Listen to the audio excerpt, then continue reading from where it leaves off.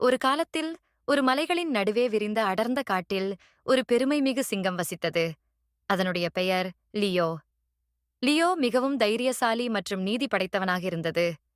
காட்டு விலங்குகள் அனைத்தும் லியோவை மரியாதையுடன் பார்த்து வந்தன. ஒரு நாள் காட்டில் ஒரு வலிய புயல் ஏற்பட்டு மரங்கள் விழுந்து விலங்குகள் அச்சமடைந்தன. புயல் முடிந்த பின் காடு மிகவும் சீரழிந்து காணப்பட்டது. அங்கு வாழும் விலங்குகள் உணவின்றி துயரத்தில் வாழ்ந்தன. இதை பார்த்து லியோ உடனே உதவ முனைந்தது.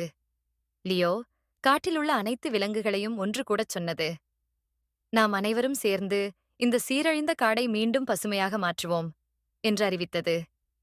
எல்லா விலங்குகளும் லியோவின் தலைமைத்துவத்திற்கு ஆமோதம் தெரிவித்தன. அந்த நாள் முதல் லியோவின் தலைமையில் காட்டு விலங்குகள் ஒவ்வொன்றும் தங்கள் பங்கை செய்து காடை சீரமைக்க ஆரம்பித்தன. யானைகள் வேர்களை தூக்கி மரங்களை புதுப்பித்தன. குரங்குகள் புதிய மரக்கன்றுகளை நடவின. பறவைகள் விதைகளை கொண்டு வந்து பரப்பின. சிறிய விலங்குகள் தங்கள் சிறிய பங்களிப்புகளைச் செய்து காடு முழுவதும் உதவின. ஒரு மாலை நரிகள் கூட்டம் ஒன்று அங்கு வந்தது. அவை லியோவை பார்த்து, நாம் உன்னுடைய உதவியை வேண்டுகிறோம். எங்கள் பகுதியில் ஒரு பெரிய தீ ஏற்பட்டுள்ளது. எங்கள் குடியிருப்புகள் அழிந்துவிட்டன.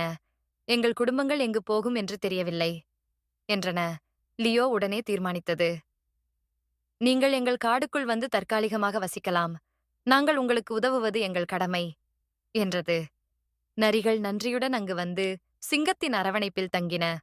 காலப்போக்கில் நரிகளும் காட்டு மற்ற விலங்குகளும் சேர்ந்து காடு மீண்டும் பசுமையாகவும் செழித்ததாகவும் மாறியது.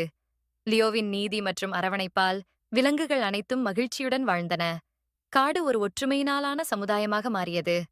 இந்த கதை ஒருவரின் அரவணைப்பும் நீதியும் எப்படி அனைவருக்கும் நன்மையை ஏற்படுத்த முடியும் என்பதையும், ஒற்றுமையினால் எது வேண்டுமானாலும் சாதிக்க முடியும் என்பதையும் உணர்த்துகிறது. கதை முடிவு சிங்கத்தின் அரவணைப்பாலும் தலைமைத்துவத்தாலும் காடு மீண்டும் அழகாக